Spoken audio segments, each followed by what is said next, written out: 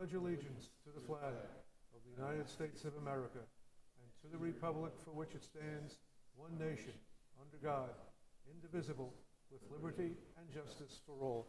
And while we're standing, if I may, the former superintendent of schools here in Sandwich, Joseph F. Nicholson, passed away a couple of weeks ago at this point. If we could just pay him some respect with a moment of silence, please.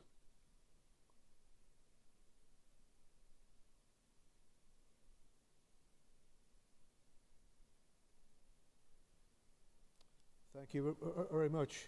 A veteran, an educator, apparently a very nice man, 95 years old, right? Okay. Anybody here for public comment? Okay. Review and approval of minutes. Make a motion to approve the minutes of 2/12/26. Second. Motion by Mr. George, second by Mr. Hockter. All those in favor? Aye. Aye, it's unanimous. Town manager report.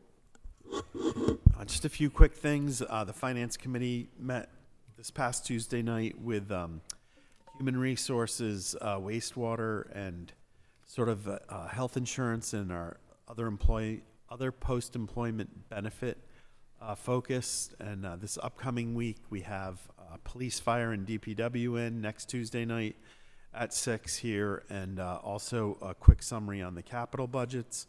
And the Capital Improvement Planning Committee met on Monday night for the second time. At their first meeting, they approved all of the town recommended capital items, which are included in your packet. And then this Monday night, they approved the school request. So everything as recommended has been supported by the CIPC.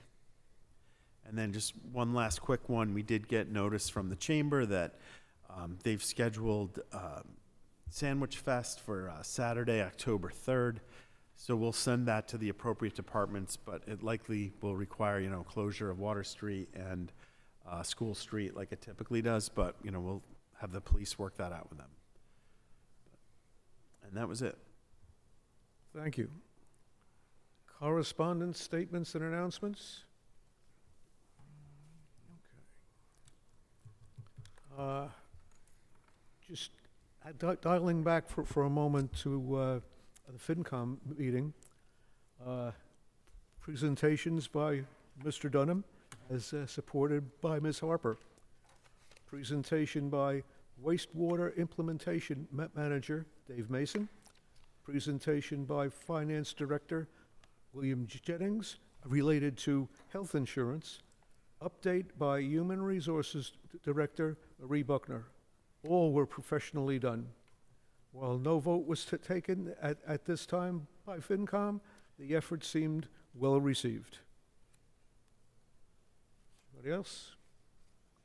Okay. Public hearing. In accordance with Town Charter Section 7.3B, the Sandwich Select Board will hold a public hearing on Thursday, March 6th, 2026, at 7:15 p.m. in the historic Sandwich Town Hall Auditorium, 130 Main Street, Sandwich, Mass., on the proposed fiscal year 27 budget for town meeting. Anyone wishing to be heard on the subject will be afforded an opportunity at that time. Motion to... Mr. Chairman, Yes. I'd like to suggest that we move the agenda forward and come back to this at the posted time. Okay. Although I do like to be early, I'm usually late. Just a few minutes, so. Received. Okay.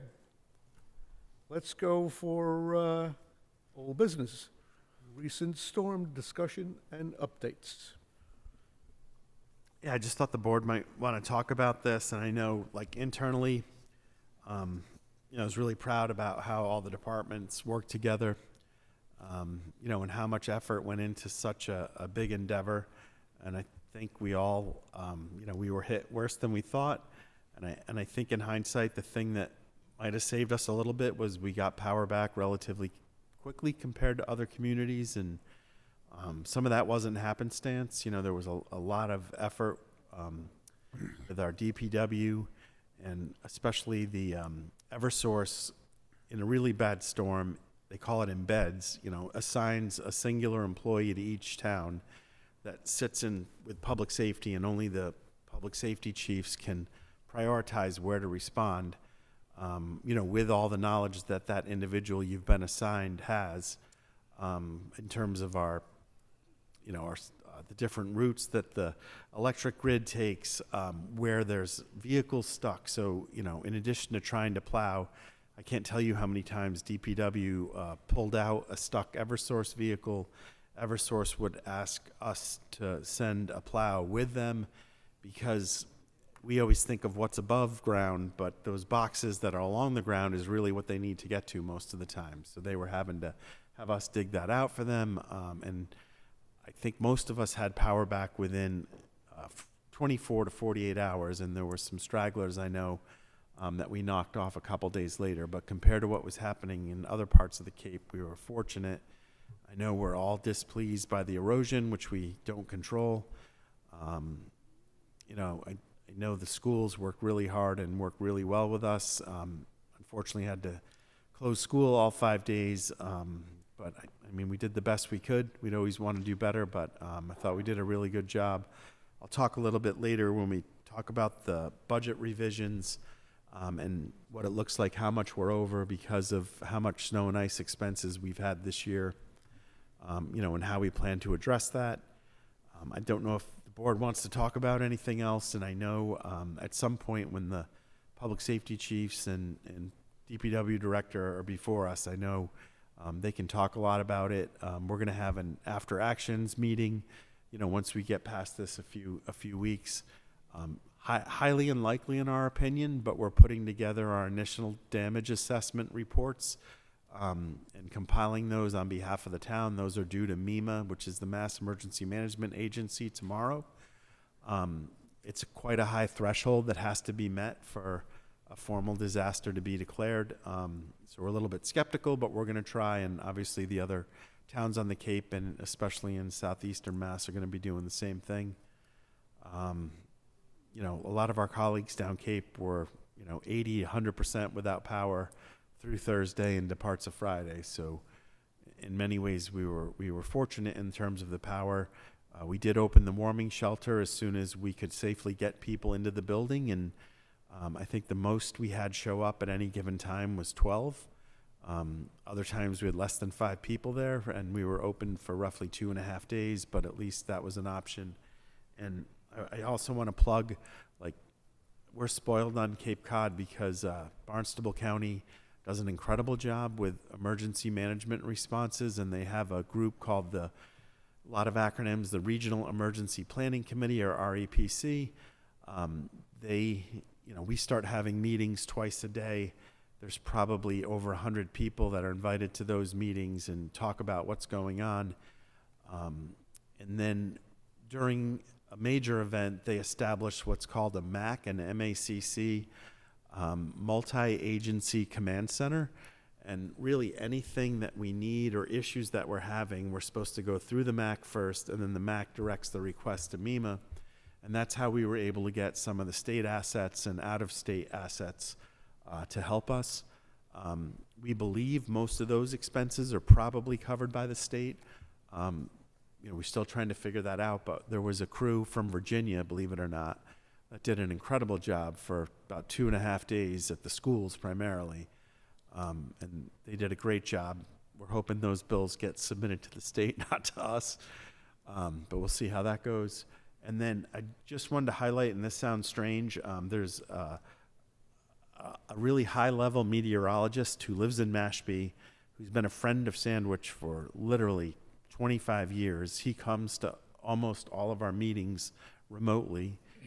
He gives the best weather, most accurate weather reports I've ever seen. And so he's contracted by the county, but then he takes the time to go on all of our calls as well. So most days we had 2 of our meetings along with 2 county meetings, and Frank O'Laughlin, which is his name, literally was on every single call, and he was exhausted because of, the things that he's looking at, the reports he's generating.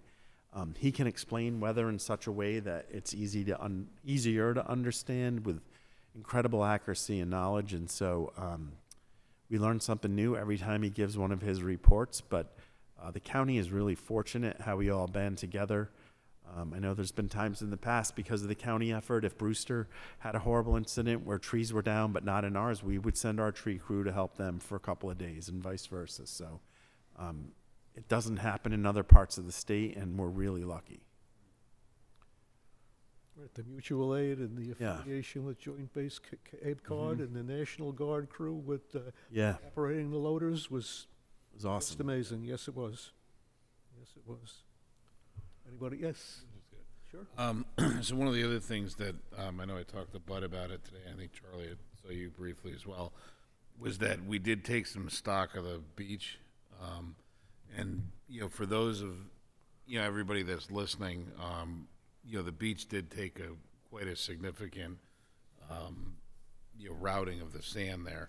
I think that, and Bud, you can stop me if I'm wrong, but more or less, since we've put the sand on the beach, we've been in constant contact with the Corps of Engineers as to potential next steps, because anybody that's gone down there and looked has realized that there's been I would say drastic escarpment or taking back of the sand into the water.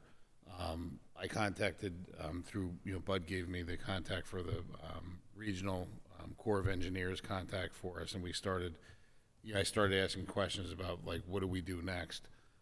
Where do we get money next? Bud's been working on it. There's some, national, I guess, programs that we can try and, piggytail on. But there's going to have to be a concerted effort from the town, which is literally going to take an act of Congress to get additional funds available for the town. And that, the questions I was asking were for more, permanent fixes for the sand, not doing the pumping of the sand on the beach once every 7 years, but really looking at the list that the Corps generated about 10 years ago, I think, of the some permanent things to really fix the jetty issue and the erosion long term. And quite honestly, the numbers that they're projecting for some of those, like if there's a sand bypass system, is over $200 million. Just to put it in context, that's double what our annual total budget is for the town. So that's definitely not something that we can fund ourselves. Or It's the cost of a Homeland Security marketing campaign, right, based on today's news. right, right. So we are looking into that. For some of the comments that were on Facebook, where this is or the online comments and some of the other stuff that I've seen where they're saying that this is a town problem, we shouldn't have spent the money on it. Quite honestly, we really didn't spend money on it. This was something that was funded by the federal government. We did spend money on all the permits and the research for many, many years before. But, this board and the town and town staff is moving forward on looking at other options as to how to put in perhaps a permanent long-term solution. It's not going to be overnight. So it's it's another process that we're entering, but we haven't taken our foot off the gas pedal yet. So It took us close to 20 years to get to correct. where we are with the federal government, Right.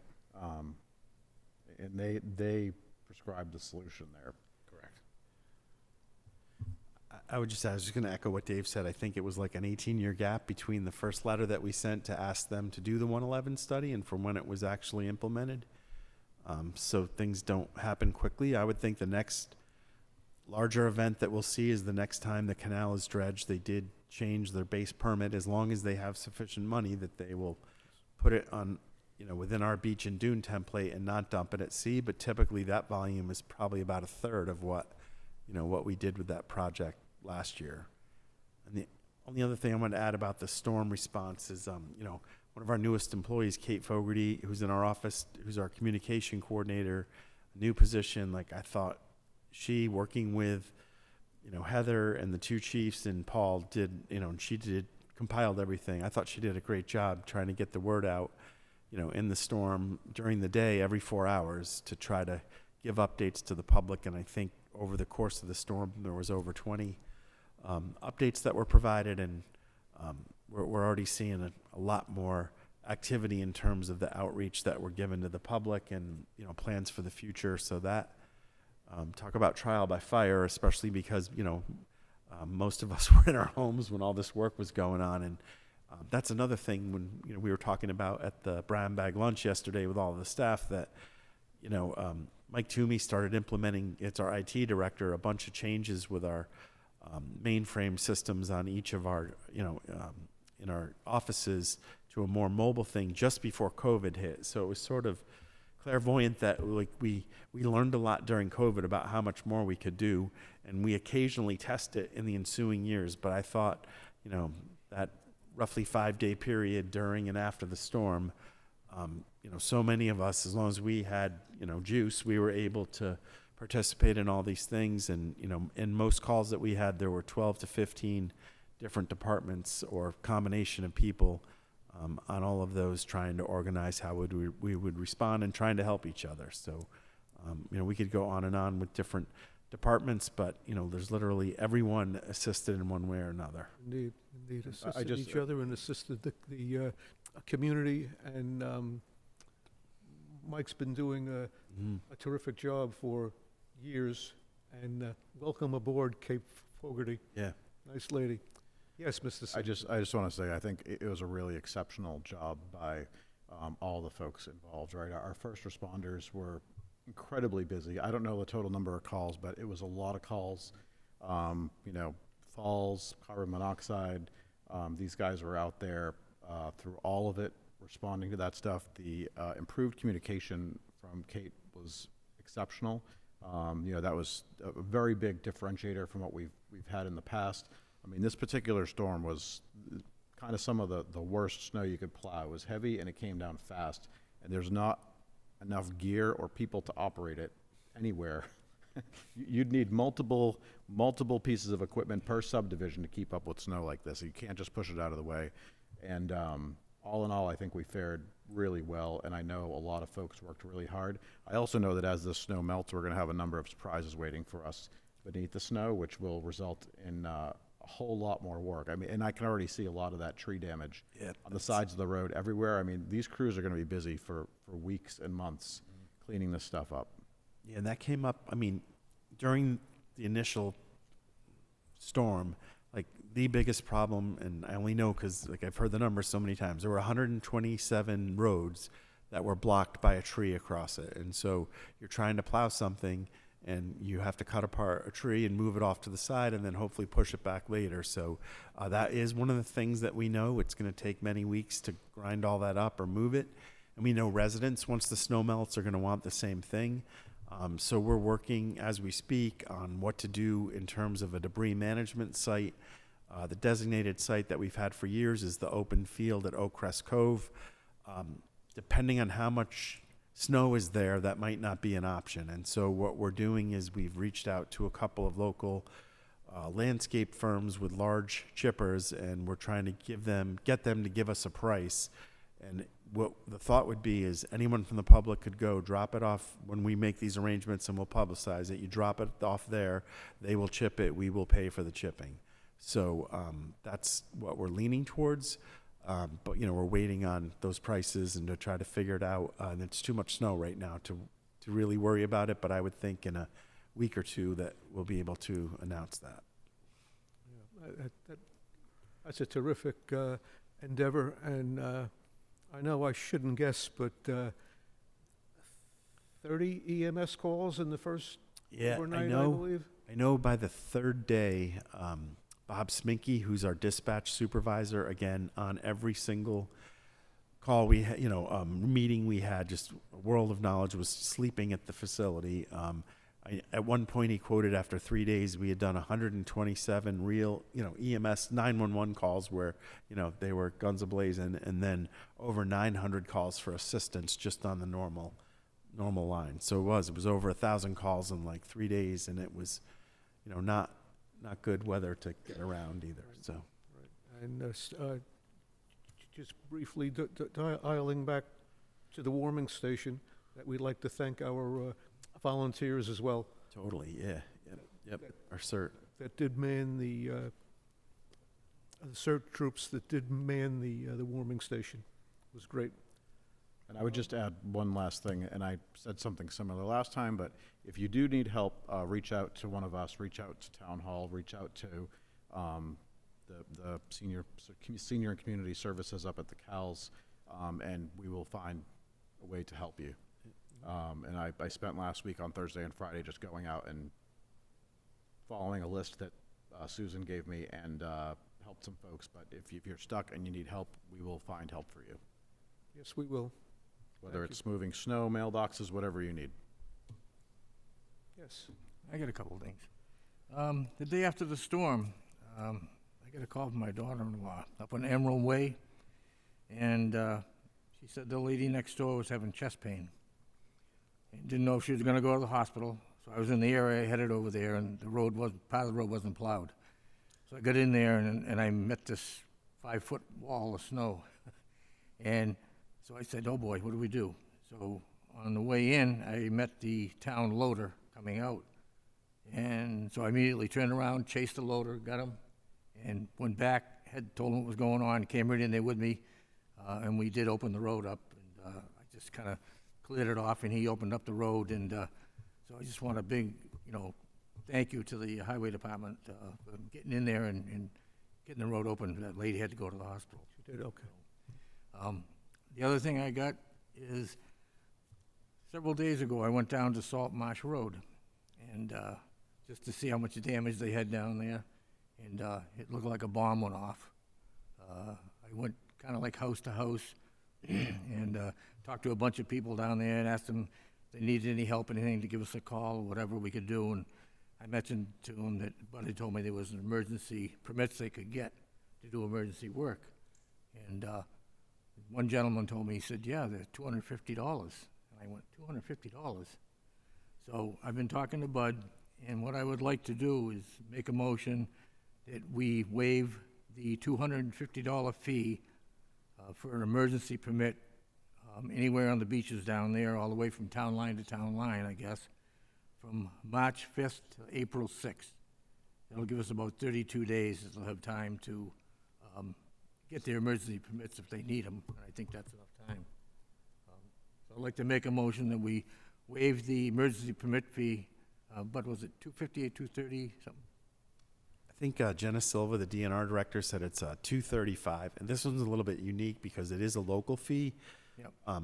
Several other conservation and DNR fees, most of it goes to the state, so I can explain it after you guys talk, but there is some follow-up that anyone who gets an emergency permit has to do, and those fees can't be waived. Right. Yeah. I think you said one house is already at $20,000 worth of sand. So whatever we could do, and it's not much, but something.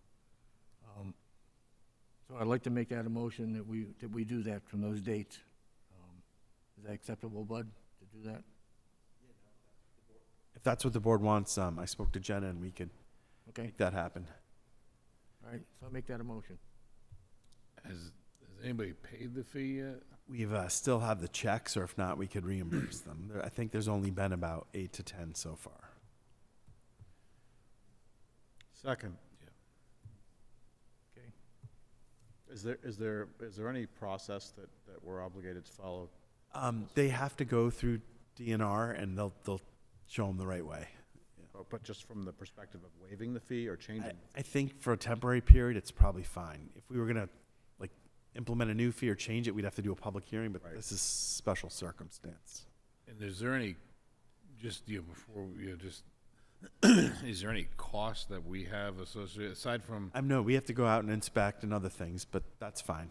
Yeah, like they have to do a full notice of intent after they're done with their work, because we need it recorded. And I thought Jenna had a great idea. Anyone who doesn't already have it, we should add to that notice of intent, permanent ability to replace sand.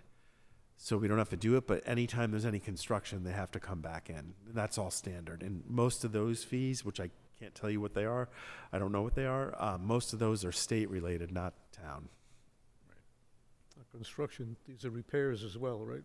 Yeah, I mean, I know after the inspections offices, plural, were down there, there were 8 properties that got safety tags for decks and stairs that had gone into the water or weren't supported well enough, and then 1 home has the safety tag, not condemned, but they have a safety tag because there's structural concerns, so they would have to get a private structural engineer, which they know, to give a report before, that's given the green light. Okay. You got a second? Motion by Mr. George, second by Mr. Sampson. Any further discussion? All those in favor? Aye. Aye. Aye, it's the thing to do. Thank you. Thank you. All right. I guess we'll dial back to the public hearing, and, although, can I ask this question? Who is here for the public hearing, if I may? Okay. Okay, now, so let me do this one, if you don't mind. If we can dial down to the proclamation for March 8th to the 14th, 2026, Multiple Sclerosis Awareness Week. Please.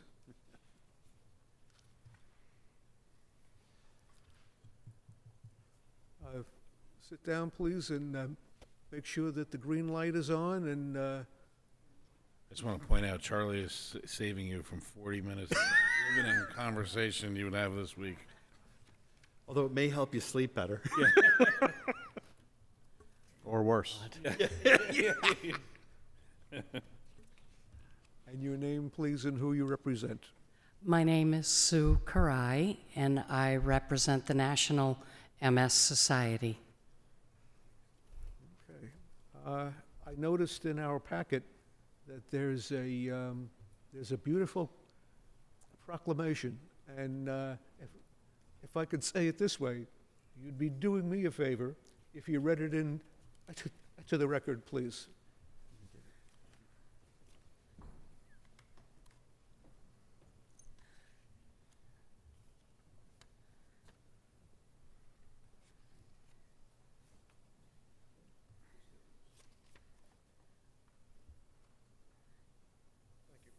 Thank you.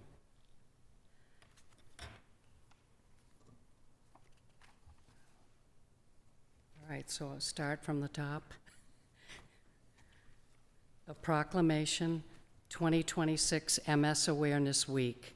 Whereas multiple sclerosis, MS, is an unpredictable, often disabling disease of the central nervous system, affecting nearly 1 million people in the United States alone.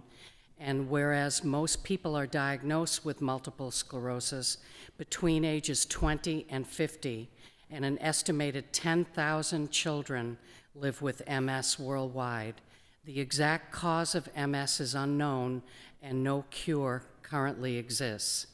And whereas the National Multiple Sclerosis Society is committed to a world free of MS, raising public knowledge about the disease and elevating the voices of those affected by it, and whereas the National MS Society has transformed what it means to live with MS and provided global leadership to speed discoveries to help achieve our vision of a world free of MS.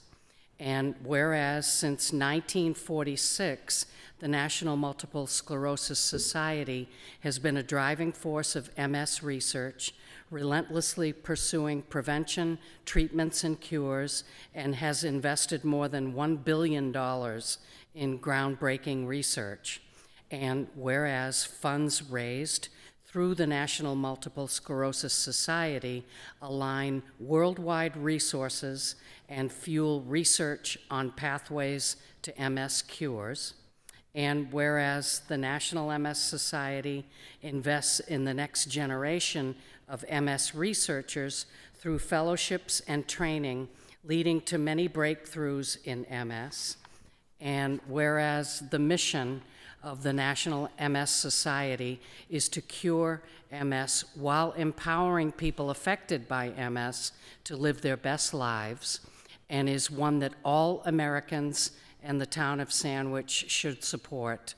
And whereas the town of Sandwich, Massachusetts recognizes the importance of finding the cause and cures for MS and expresses its appreciation for the dedication that the National Multiple Sclerosis Society has shown toward creating a world free of MS. Now, therefore, we, the Town of Sandwich Select Board, by virtue of the authority vested in me by the Constitution and the laws of the great state of Massachusetts, do hereby proclaim March 8th through 14th, 2026 as MS Awareness Week, and do commend this observance to all our citizens. I encourage all to learn more about multiple sclerosis and what they can do to support people living with MS and their families. Thank you very much. It's a noble undertaking. Make a motion, please. Make a motion, we approve the proclamation, March 8th to the 14th, 2026, Multiple Sclerosis Awareness Week as presented. Second. Motion by Mr. George, second by Mr. Hockner. All those in favor? Aye. Aye, and damn proud to approve it. Thank you very much. Thank you. Appreciate your time Thank you. and everything. Thank you for coming. Indeed. Yes, you can take all those. Thank you.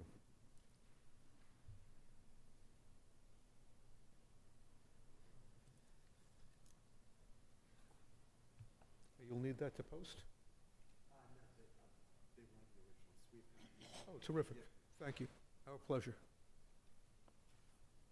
Okay.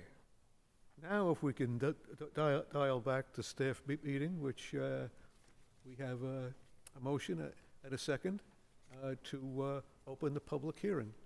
All those in favor? Aye. Aye, it's unanimous. Mr. Dunham. There's an embarrassing amount of times that I feel like I'm the town's cure for insomnia, and this is one of them. It's our one of two required public budget hearings that the town charter identifies. We had planned one for the last week, but obviously that got canceled. Where this one is a local issue, not a state license. If you remember last week, there was supposed to be a liquor license request and a Class 2 used car dealer, so those all have to be re-advertised. This did not. So I'm going to quickly go through a very brief overview of the budget and then probably spend more time talking about the recent updates because I think it's a little bit more interesting. But in short, the general government operating budget that was recommended was purely level service and well within our funding capacity. The recommendation as it sits right now is 2.88%. And then the school department also submitted what amounts to a level service budget, and theirs came in at 2.76%. And I know we've talked about it a little bit, but I haven't heard many communities being close to either of those two numbers, much less both the school and the town being under 3%. The net capital budget that we're looking at is about $1.4 million with just over $2.25 million in total capital projects and equipment. Much of that is offset by our enterprise accounts, i.e. golf, marina, and fire department that the ambulance fund pays for. So that helps hold down the net cost, but we're still getting a lot accomplished. I think one of the things that jumps out at the budget this year is sort of the constant weight that we have on several of our expense accounts, especially. We're sort of beholden to what the state decides and what other entities decide. And so it's fair to say that for several months, these numbers are in flux, and I'm pleased to say that two of the biggest numbers that we were waiting on, our health insurance number and our retirement assessment, both came in much lower than we had expected, so I'll touch on those in a second. And then with that information, it allows us to move planned expenses and also importantly, planned savings by not charging people taxes to bring in money, frankly, we don't need to run the operating budget. So I thought what I would do, if the board's okay with it, is sort of focus on those changes that have happened from when the initial budget was presented at the end of January until this week. So it's only been, 6 weeks, but a lot's changed in that time. So I put in front of each of your chairs, because there were some that even changed this week, and I want to have extra copies there if you need it. But this is a summary of all the budget changes in terms of that one-page summary of revenues and expenses for the general fund that we literally talk about at every select board and finance committee meeting. So the two big things that I had mentioned previously, we were able to reduce our health insurance estimate by $800,000 and our retirement assessment by just over $375,000. So if you add those together, it's just under $1.2 million that we had thought we would have to spend that we're not spending. So like, what do we do with it? What Bill Jennings, the finance director, and I would recommend, and there's obviously others, people like Heather Harper, the assistant town manager, Caroline Caravana, who's our town accountant, but we would recommend that we increase our excess levy capacity by another $550,000, and without going into too many details, by increasing that number, it means we're not taxing people to bring in that money. We're projecting, close to $3.75 million in excess levy capacity that we're not touching, which is pretty staggering considering Sandwich never had like an excess levy capacity until Unit 3 was added at the Canal Station power plant.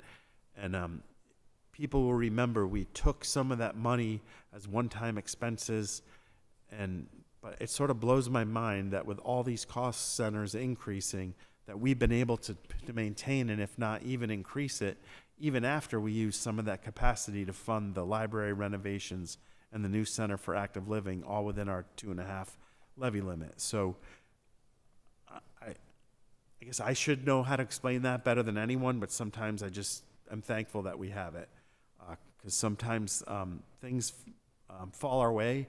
But as several of our department heads remind us, they fall our way because we work really hard to try to make sure we're being conservative with our revenues, overstating our expenses, and trying to be really safe with the town's money. So I think it's probably partly to that why we're able to do it.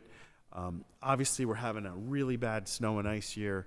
So to refresh the board's memory, we appropriate $400,000 a year for snow and ice. We haven't had to ask for a reserve fund transfer or find a way to cover a deficit for over a decade, which that's how long we've sort of skated by without having a terrible winter. Well, we're paying the price this year. So as of today, we're $165,000 over the $400,000, and that's for all the overtime expenses for all our departments that responded to the storm, and all of our other costs that we incurred up to this point. And I think you guys know we've had some really weird days where the snow melts a little bit and it freezes hard, and we're having to go out and sand. This is like the winter that hasn't ended, and we don't want to say, oh, we're past it yet, because really until we hit April, I don't think we're going to count on anything being over. Just to give you a feel, we hired several local contractors to assist with heavy equipment during the storm. So the vast majority of those bills haven't come in. It's fair to say those bills are probably in the tens of thousands, not hundreds of thousands. And then we assume, but we're still waiting for clarification on the state assistance that we got between the National Guard, some companies from out of state, like I had mentioned, that crew from Virginia that helped out the schools, and others. We believe because those were all requested through MEMA, that's where the bills go, but we're just double checking that. So because of those savings, what we recommend doing is moving an extra $200,000 into the $100,000 that we already had set aside for our deficit, which would give us $300,000 that we've got. If we go over that, there's ways we can figure that out, but I don't think we should lock that number in until, probably April 1st or about there. But we're working on that. Because of the extra money needed for snow and ice, we reduced what we were going to put in stabilization by $100,000, but we're still putting in a couple $100,000. we thought it was more important to include some extra money into OPEB, our trust fund. So 200,000 is being added to the 100 we had planned. So that's still good news. Those two actions, along with the interest that we earned during the year, the laws in terms of investing for the OPEB trust fund give us much more flexibility on investing than all of our other monies. So that's been doing really well. So I would bet once we add in the interest plus this transfer, we'll probably have both accounts over $4 million for the first time ever, which is huge. And our capital, I think I'd shared with you a couple weeks ago that some of the quotes that we had went up, so we added more to that. Upper Cape Tech gave us an updated assessment based on the governor's numbers, which caused it to go up. And then this past week, there were some corrections that needed to be made, not in Sandwich, but in other towns, on student addresses and what students were being assigned to which town. So that caused our assessment to go up by another roughly 17,000, so grand total is 62,000. And then because of personnel changes over the last month, since we presented our budget, we can reduce the general government request by another 9,400. So grand total, like talking through all those things, we still have a positive budget balance. And if you go to the one-page summary with the color, on the left-hand side, we bumped the excess levy reserve all the way up to 3.75 million. And then on the right-hand side, we bumped snow and ice up to 300,000. We had the reduced numbers for our health insurance and for the county retirement. We increased stabilization by 100 and our OPEB by another 200. And then we corrected the capital and the Upper Cape assessment and dropped the general government. So we're still a positive balance, and still we're planning on not assessing people about $4 million in taxes, which is great. As you guys know, this is our estimate of our excess levy capacity, but by the time the real one is certified in December, when you do your tax classification workshop with the Board of Assessors and Director of Assessing, it's always higher than that. So, I mean, we're doing really well. So I guess as a quick overview, that covers a lot of the general fund budget that's been recommended. I know there's a lot of other things that we talk about. There's still all those other things in the budget presentation about some of our bigger capital expenses down the road that we know are coming. We've been very upfront about those. We've shared what the dollar amounts were. As we get the projects more refined, we'll share newer numbers and we'll go through all that at many public meetings. The issue of the OPEB trust fund came up Tuesday night at the Finance Committee, and I think after that, Bill and I talked quite a bit, and I think what we might look at doing is getting a really small, maybe a Finance Committee member or two and a board member to help us just look at some of that, and maybe we can, brainstorm different ways about how you might want to think about that in the future. We've come a really long way. Bill likes to say when he started in Sandwich like 11, 12 years ago, we had $1, and we'll have over 4 million by July 1st, so that's great. We're not Chatham, we're not Wellesley. Those are the two towns, I believe, in the state that have found ways over time to try to fully fund their OPEB liability. There's a lot of belief out there that the OPEB liability is a false principle. But there's other parts of the country that have had bigger problems with it than Massachusetts. But it's things that we do feel we need to keep addressing. So I think we'd like to have a small group take a look at maybe some creative options on what we can look at. I shared this with the Finance Committee that Chatham, because they had the Cape Cod Land Bank 3% and the CPA 3%. They had both, and they realized they didn't need both. So they got rid of the land bank, but they put in place a 1.5% surcharge. That's how they're addressing it. So they're bringing in 1.5% surcharge every year and putting it in an OPEB trust fund. Then they're aggressively trying to invest it and trying to grow it to a certain amount, projecting out, 30, 40, 50 years. And if it keeps growing, like, they should be okay. So when I say they're fully funded, they don't have the money in the bank, but they've set up a way to address that. I don't think that would fly in Sandwich.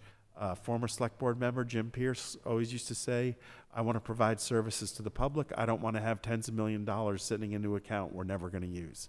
That's realistic too. So, I mean, there's different views that, you know, we have to look at. It's nothing that'll be solved quickly, but I think we've come a long way, but maybe we should like try to spitball about what other options are out there. So I probably spent too much time on that. It was just fresh in my mind because it came up Tuesday night. But overall, we're in really good shape. I put another sheet from the charter in front of you. Like in a perfect world, the board's supposed to recommend a budget to the finance committee, like on or before March 1st. Obviously, we canceled our meeting last week. I mean, we know these numbers could change and will change, and we could revote it, but I don't know if you're so inclined to sort of support what's been laid out, or if you want to wait until we get better numbers. That's totally your prerogative. I'm good. I just want to point out, like I do every year, this presentation is one of the 2 public comment sessions for the budget. There's 2 reporters and a beloved husband sitting in the audience, and that's it on a $107 million budget. I would encourage people, like, if you go on our website, like, literally every page that the board has in its binders is there. There's a lot of detail there. And there's a lot of detail on those bigger capital projects that we've talked about, that we know are ahead of us, but, you know, there's no avoiding them. You know, they're coming, but every town has the same issues. And I will say I'm hearing more and more Cape Towns going for overrides this year or next, and not a little bit. Like, when you consider the size of their budget, what I heard they might be asking for is significant. So we're very fortunate right now. Okay, we could always circle back to it, but I think our feeling is that the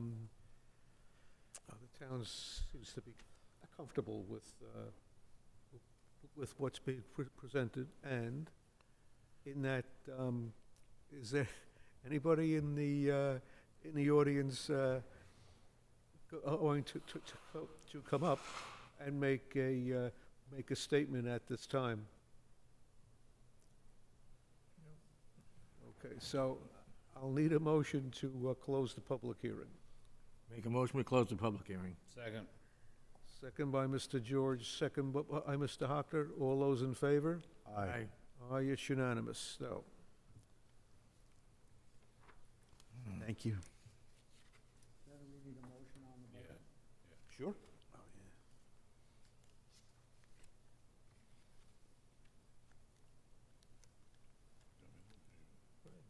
We're ready to vote for the budget? Yeah.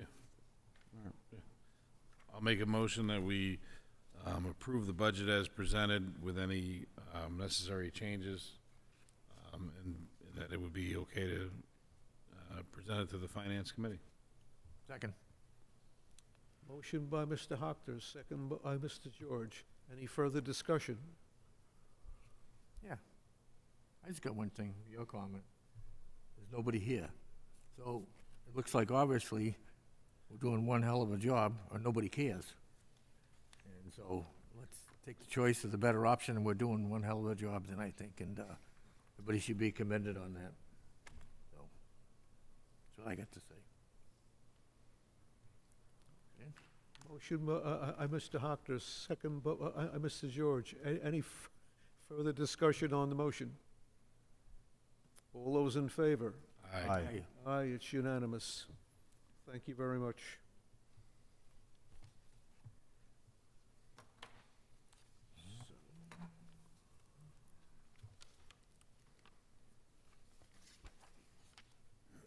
Back up into old business. May 4th, 2026, annual town meeting, draft list of potential articles. Yeah, so I just thought I'd run through these quickly, not everyone. God bless you. And as I explained with the department heads yesterday, like, my biggest fear is we're going to forget something. So this is really the first full draft. I did confirm that there are no zoning articles. There's no proposed bylaw changes. As you remember, we knocked off several of those in November. All of them just got approved within earlier this week by the Attorney General's office. So they're good to go. They had some minor comments, no wording changes, but just more comments on enforcement on a couple things. But if you look at this list, you know, those who come to town meeting regularly, the first really 12 articles are the same every year, with the slight exception that on Article 6, I put down the FY27 snow and ice deficit. We are allowed by law to carry over a snow and ice deficit into a following fiscal year, but obviously it's always best if you can pay that off. So our goal right now is to pay off any shortfall, to appropriate money to cover that, which we should be good with. That's what that 300,000 is for on that first page budget summary. And then there's four CPA articles that have been approved by the Community Preservation Committee.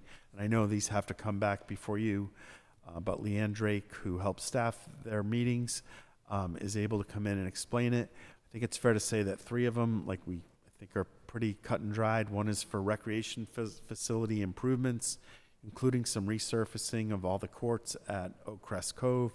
The school department is requesting facility improvements, specifically the resurfacing of the courts at the high school, mostly tennis courts.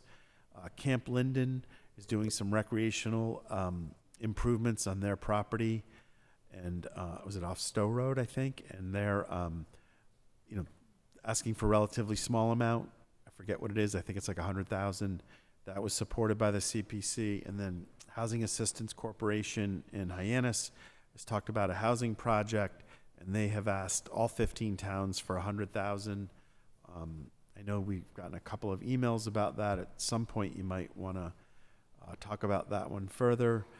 There was a question that was raised in other communities about the legality of the type of housing that's been proposed. So Vicky Marsh is looking at that for us. We don't have an opinion back, but we are going to check on that, because obviously if for some reason she said that wasn't legit, we would just take it off. But if it is, a decision needs to be made on that one.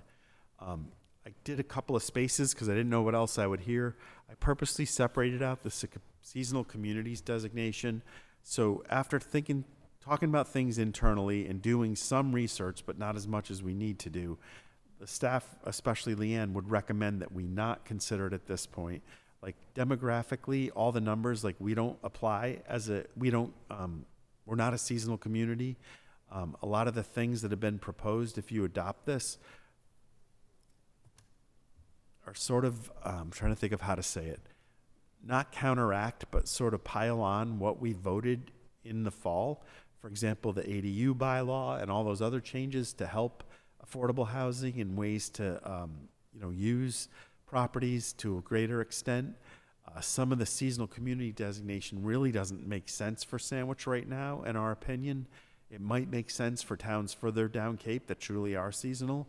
But one of the primary concepts is this whole mini house, where you could go as low as 400 square feet. But if you put it on a lot, you'd need a full-size lot, and that would have to be the primary dwelling.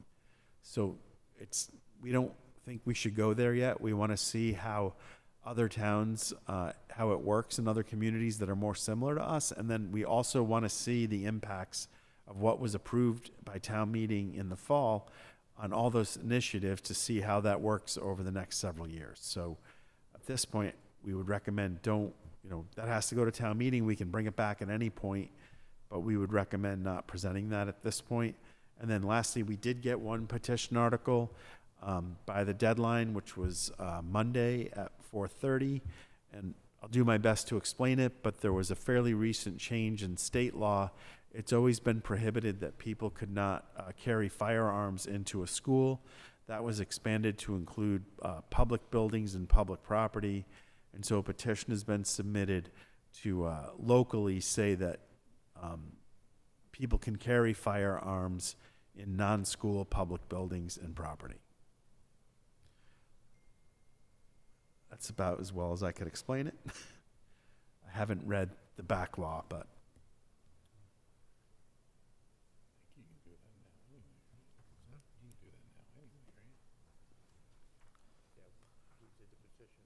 if you guys are good with taking off the seasonal communities, the next time I give you, it's pretty wild because we knock so many things off in the fall. We'll probably have less than 20 articles. Is Leanne going to, or is she coming in? Yeah, or we is could do that. We can schedule, before you finalize the warrant, I'll see if Leanne could come in to talk about the CPA projects. Yeah, I'd like to hear from her on that, okay? If you look at Article 10, we had a great year again with our short-term rental and rooms yes. tax. So like, the VSB and the Sandwich Chamber will each get just over $60,000, and the Canal Region Chamber, $30,000. When we did this, like, the chamber hoped one day we'd get to 25,000. Pretty amazing in a short period of time how much that's grown. And just to put things into perspective, like we're a pittance compared to most Cape towns, and especially Chatham, Nantucket bring in like over 25 million, believe it or not, in rooms tax money.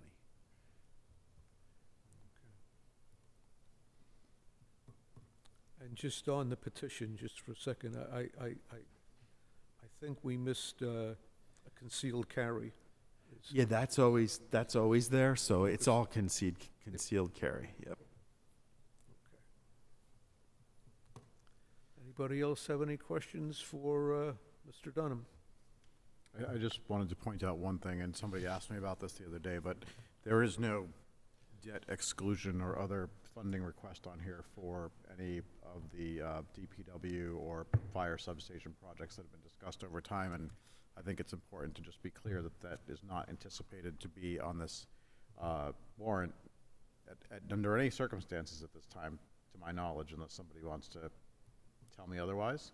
But it is something that a couple folks have asked about, so I just think it's a good idea that we put that out on the table. It's coming in the future, but not on this warrant.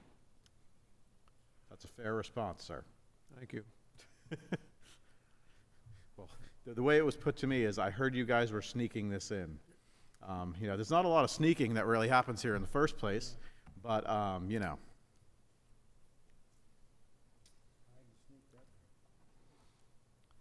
Well, actually, it's hard to sneak anything through, but we'll save that debate. No sneaking. No problem here, I'm not a sneaker. Okay. Other matters not reasonably anticipated by the chair. I have none. Approval of new voting equipment, under new business, approval of new voting equipment.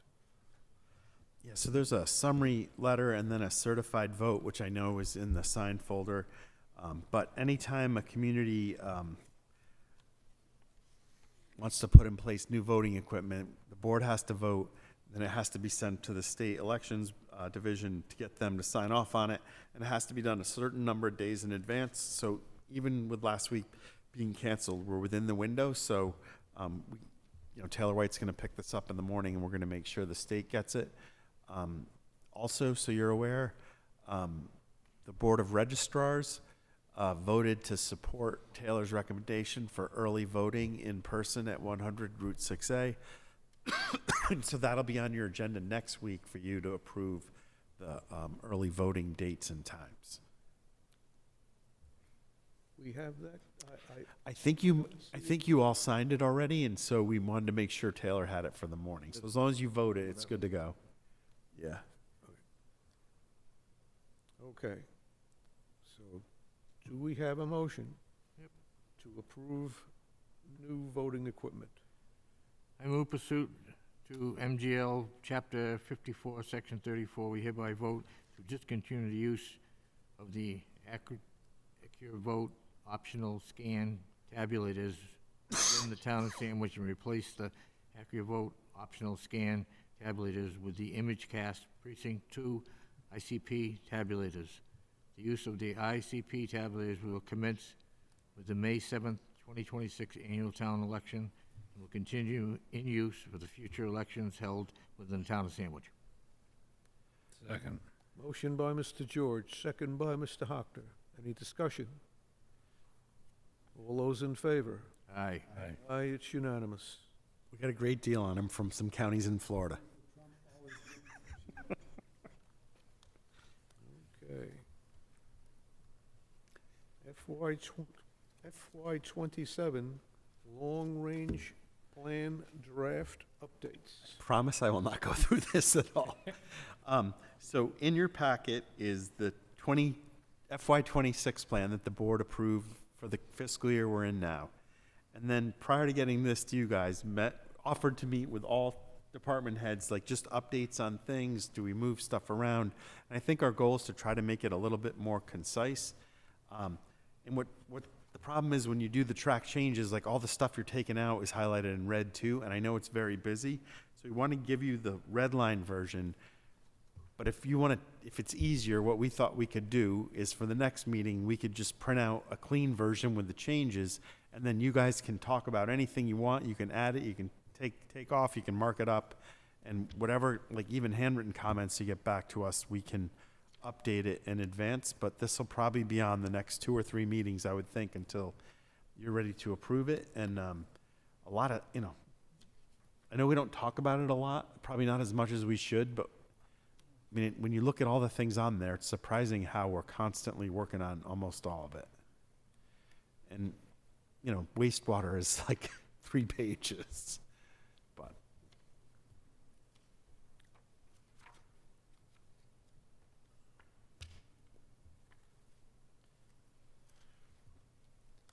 Then there are things that come up that you can't anticipate either, like the CMAS issue yeah, that arose this year. yeah. Which, by the way, they haven't gotten us that revised contract for the additional 5 years. So Matt Farrer, sent them just, hey, like whenever you want to get together, we're waiting. And it's gone smoothly those last few months without a contract, but hope to have that back to you in the next, hopefully, month. Just one individual opinion. I like the red. It jumps out at you. It makes you notice. You can see what the change is. Yes, Because if you read it without it, you'd think, exactly. Heather's done all the work on this, so it would be good if maybe in the next meeting we'll have her go through it with us. Okay. We have, with Kate Fogarty and with like Diane Costagliola, like we have some people that can help us like wordsmith things and try to make it more concise and things like that. But for a really brief history lesson, like when we did the first long range plan, which I think some people were involved with, like it was literally a 3-ring binder with 2 3-ring binders attached. And to his credit, Jim Pierce forced us to try to winnow it down to 2 or 3 pages that we've been able to get down to like 8 or 9. But,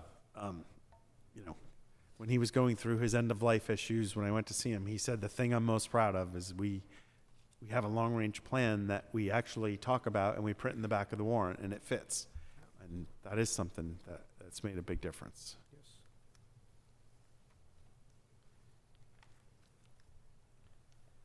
Any other questions for Bud?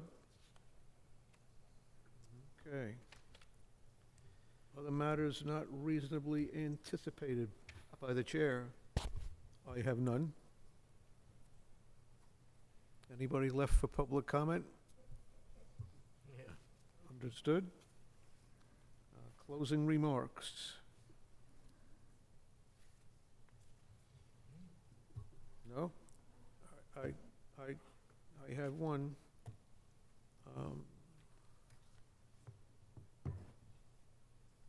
I offer that we continue to pray for peace, for restraint among leaders, for protection of innocent life, for justice guided by wisdom. Thank you. Motion to adjourn with our next meeting on Thursday, March 12th at 7 p.m.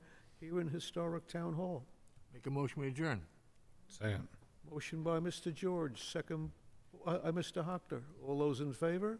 Aye. Aye. Aye, it's unanimous.